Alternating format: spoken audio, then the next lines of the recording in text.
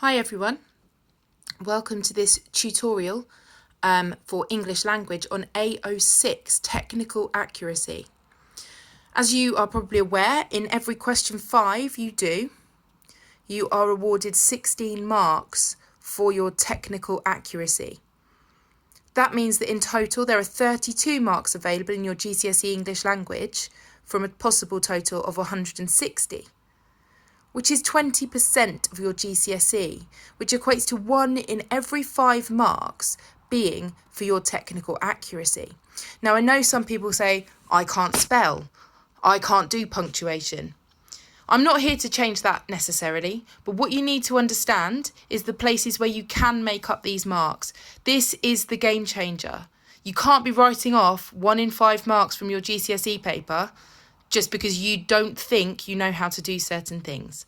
I'm going to talk to you about a little bit more about what these things mean and what you're actually being awarded marks for.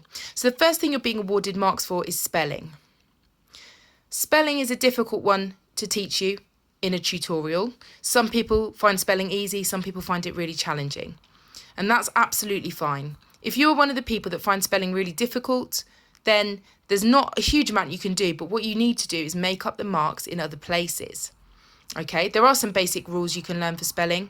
You can look at phonics there's lots of stuff online about phonics, so you can look that up. What I'm going to talk to you about today is looking at punctuation in 3 separate sections, and then going through some sentence types to help you with that. So I have colour-coded my different types of punctuation for you into basic punctuation, intermediate punctuation, and then finally the more challenging punctuation.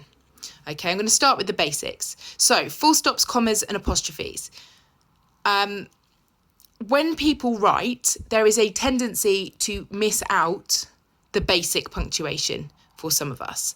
Now, I realise that isn't going to be a problem for everybody, but it's really important because actually I have never read a piece of work by a GCSE student that wasn't written in sentences.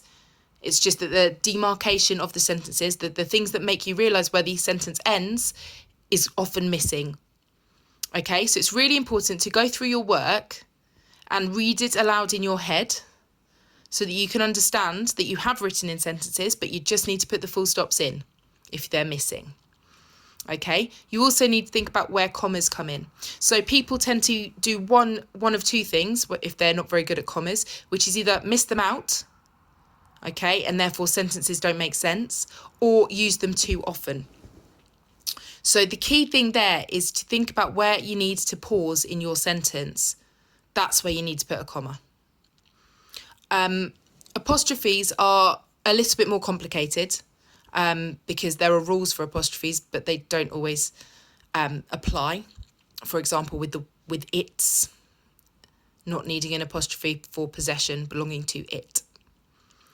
But you do not apostrophize every word ending in S because your examiner will get very fed up with seeing that.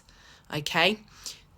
Apostrophes belong where there is something missing, okay, for contractions, where something belongs to someone, or when you are joining it to the word is. Okay? Let's look at the more intermediate punctuation. So I've gone with speech marks, exclamation marks, and question marks. Speech marks are commonly misused. It's really important if you're including direct speech in your writing that you start a new line for every new speaker. If a speaker carries on after some more detail, that's fine, you can keep it in the same paragraph. Otherwise, you need to start a new line when your speaker changes, even if that means you're changing line every few words. That's absolutely fine. Speech marks are 2, quotation marks are single, okay? And you need to make it really clear which part is speech and which part isn't, okay, because it can be really complicated to follow if that isn't clear. The next thing to think about is exclamation marks. Now, exclamation marks are really helpful when you want to show that somebody is exclaiming, okay, which means something dramatic is happening, or perhaps to show a really dramatic fact in your non-fiction writing. They aren't for the end of every sentence. Overuse of exclamation marks is another thing that will make you lose marks as you are writing. Question marks are really important in paper 2, question 5. Okay, the ability to use rhetorical questions effectively is really, really helpful to you. But you must remember that if you use one of those words, those question words, who, how, why, what, where, any of those words, you must then have a question mark at the end.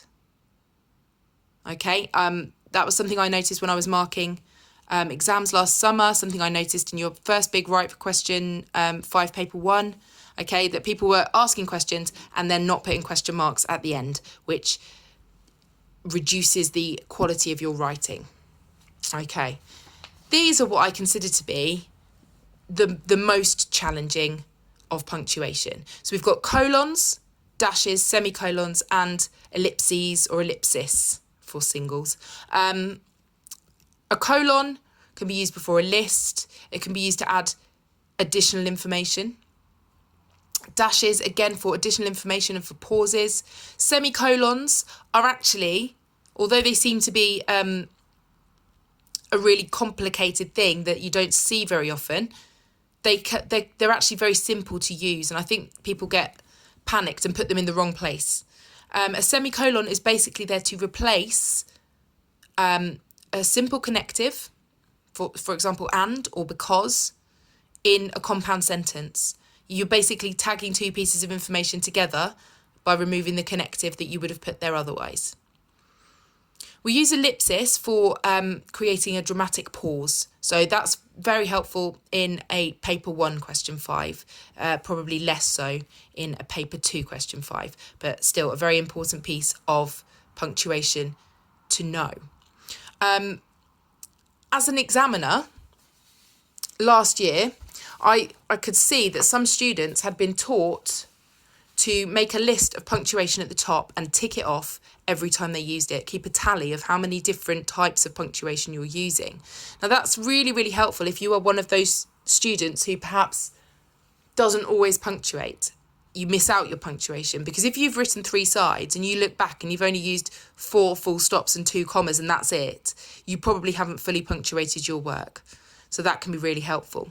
The other way that I think is really helpful for gaining marks is to know the different types of sentences you can use and make sure you're using all of them. Again, you can do yourself a tick list of this if you really want to, which might help you. So we've got a holophrase, and that is a single word sentence that sums up a really big idea. Okay, so you might want to use the word inspirational on its own, because that is a really big idea that holds a lot of meaning. We've got the ones that you probably have heard of, simple sentences. So you've got a very simple sort of object and verb in your sentence. We've got a compound sentence, which is the sentence is joined together by a connective. For example, she had brown hair and blue eyes. And then we've got the complex sentences in which you get a subordinate clause. So they are joined together by commas. Okay.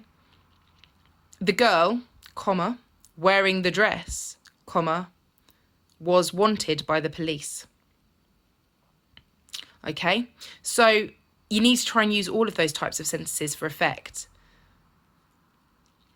during your writing. You've also got a minor sentence. Now, some of us write in minor sentences all the time, and that's usually where we've got sentences where the only verb ends ing, and that isn't a full sentence. If your only verb ends ing, it's not a sentence, unless you are using a minor sentence for effect, but that won't be all of your sentences, and that's really, really important with sentence structure. You need to write full sentences every time. A minor sentence for effect is a plausible thing, but it isn't ideal to use too regularly because it loses effect. So effect is the key thing with punctuation and with sentence structure and sentence type and varying all of those things. And that will help you to build up those 32 marks across your 2 papers. And it will help you make sure that your writing is written fully in meaningful sentences. Good luck.